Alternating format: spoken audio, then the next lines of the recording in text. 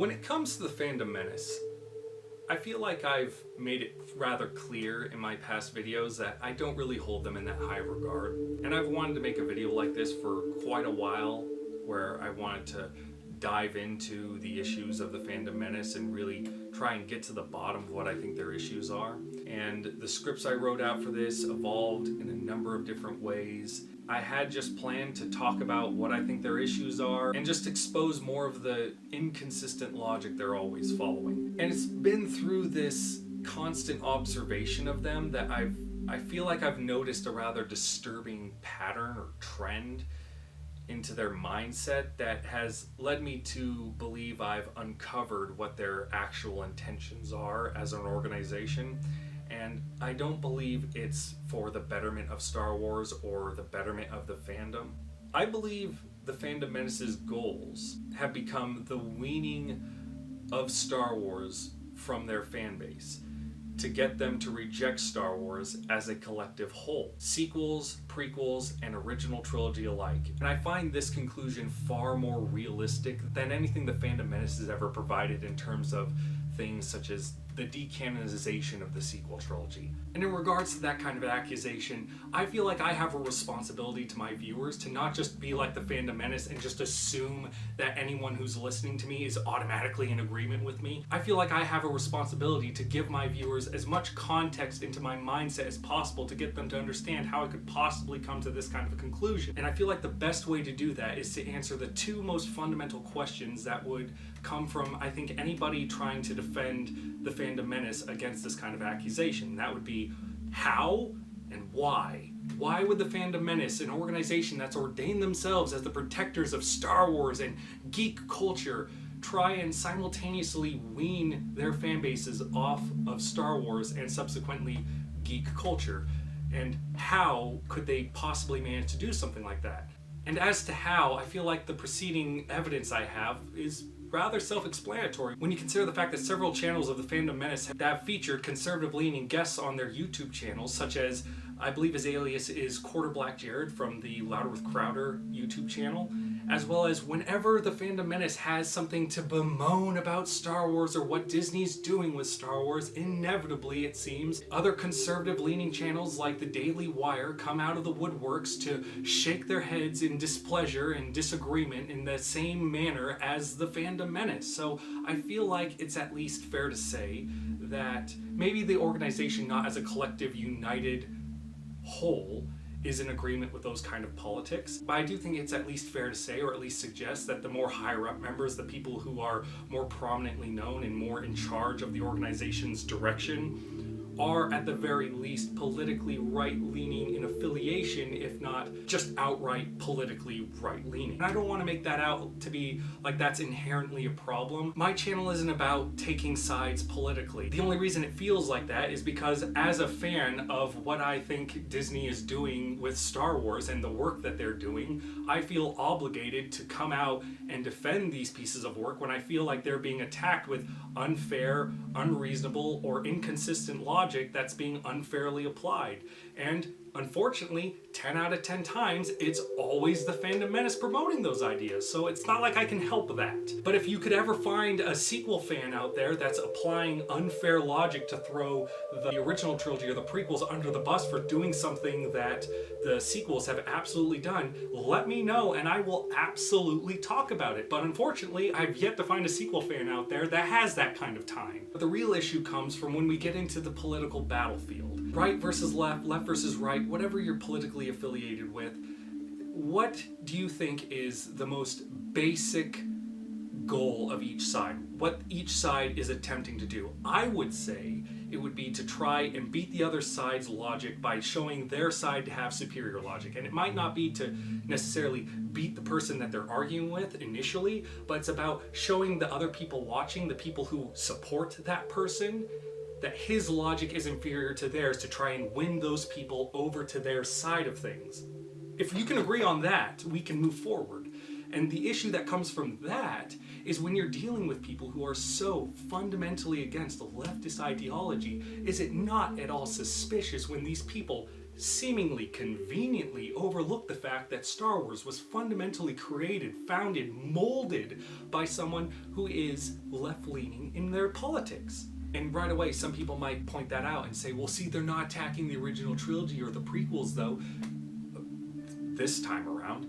Does that prove that it's not just about the politics? Well, not necessarily, when you have to take into account the fact that when you're trying to wean someone off of something, you don't ask them to give up everything cold turkey, especially the best parts. You start by getting them to make small surrenders, easy surrenders, such as, for example, reject the sequel trilogy. Oh yeah, it's complete leftist, dumpster fire, garbage, trash filled with forced diversity, feminism, and all that other leftist nonsense. Yeah. But of course, the next logical step would be to reject everything that is quote-unquote Disney Star Wars, because of course those same issues would have to be present in the preceding other stories that Disney creates, right? How could you possibly trust it otherwise? But of course they wouldn't do that, except they've already started asking for that as well. But to give you an exact idea of what exactly you'd be giving up in that regard, here's everything that Star Wars has become since Lucas sold Star Wars to Disney. Here is what you would be asked to give up if you were to reject everything Disney Star Wars. Now, I really want you to ask yourself this following question. How big of a step do you think it would be to go from rejecting here to rejecting here, when they've already gotten you to reject everything else here? Especially when you consider the fact that every single thing that they've gotten you to give up because of the leftist politics exists in the original trilogy. How big of a step is that to go from you saying, oh yeah, Disney's completely ruined Star Wars with their feminism and their diversity and their leftist politics? How big of a step would that really be for you when these same people who've gotten you to hate everything about those things in Star Wars now suddenly turn to you and tell you, well, hey, listen, now that we've gotten you to hate everything else Disney's done with Star Wars because of these politics. You hate, that leftism, that the feminism and the diversity. Yeah, you hate all that. Oh yeah, we've gotten you to hate that. Yeah. Thing is, the original trilogy and prequel trilogy, they had that too. So maybe you should just cut that out of your life too. But that does only answer a portion of the question as to why, and I think that only leaves one avenue left to explore, which is why would the Fandom Menace try and wean their fan bases off of Star Wars, even if they did have political differences? And I think if we were able to agree on at the very least one thing in this video, Star Wars from the very beginning was created fundamentally by a leftist. That is without dispute, whether anyone wants to acknowledge it or not. And since it's been released, it's been one of, if not the most influential piece of pop culture ever introduced to the public eye. And it has inspired countless generation after generation after generation of people. So it makes sense that someone of the opposite political spectrum would want to try and wean people off of accepting that piece of pop culture that might even be subvertly leading them away from their own political ideology with the ideology that's present in Star Wars itself. The same way we ban books about critical race theory in schools because certain people don't want to teach other generations about things that might lead them away from the political ideology they want them to have. But of course, this does raise one final question, which is, well, even if we were to accept all of that, they would get their populations weaned off of Star Wars, but still, that still leaves the other half of the population that is for leftism and those leftist ideas. Wouldn't they keep Star Wars going? And I mean, if this is about getting people to reject Star Wars and giving up on Star Wars and no longer heralding it as this influential and amazing piece of pop culture, what would they actually be achieving? Unless they were condoning their followers to treat other people so horribly for continuing to like Star Wars and to be so immature about their politics that they would attack anyone who disagrees with them, that they ruin Star Wars for everybody. And as I've seen, it's already starting to happen. more and more people every single day are giving up on Star Wars as a collective whole, not just because of the politics, just because of left versus right, but because they can't enjoy Star Wars anymore without hearing something negative about it. Someone's mad all the time. That's all they ever hear. That's all anyone's ever mad about. There's never any good news they ever hear about Star Wars. It's always negativity, constantly, over and over and over again. They can't talk about anything positive about Star Wars without being yelled at, criticized, mocked, and ridiculed by other members of the fandom. And they've just decided enough's enough, Star Wars isn't fun anymore, and I'm walking away. And that's how you assassinate an entire franchise. And believe me, I would much rather wish to believe that the Fandom Menace does what they do out of ignorance, or the admittedly far more scummy approach of just manipulating the easily gullible and immature of their fan bases for their own monetary gain. But if this alternative is actually true, this kind of manipulation is on such a far more underhanded and malicious level that it's hard for me to even put it into words, like how appalling I think that is. I just wish these guys would just be honest about it, but they can't without losing their fan bases at this current point in time. Though I do think that they have gotten to the point where they are damn close to finally just asking their fan bases to make the big sacrifice. But at any other point in time,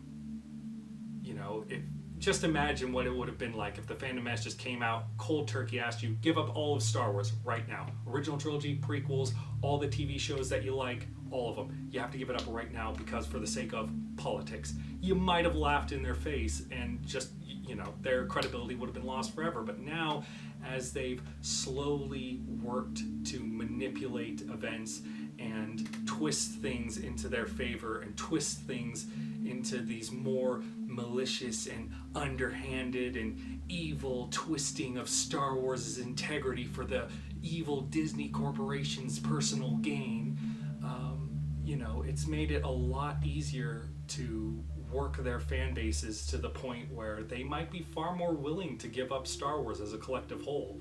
But I'd love to know what you guys think. Maybe I'm wrong, but I feel like the evidence I've found is damning enough to warrant at least the concern that might be what the Fandom Menace's direction is. And I fully believe at this point that they want to wean you off of Star Wars because Star Wars as a collective whole has always been leftist. That has never been a new thing. Whoever has told you that it's a new thing has lied straight to your face. And as I've always asked, if someone has to lie to you to prove a point, what do you think their motives are?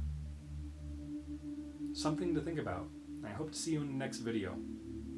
Have a good day, and may the Force be with you. Always.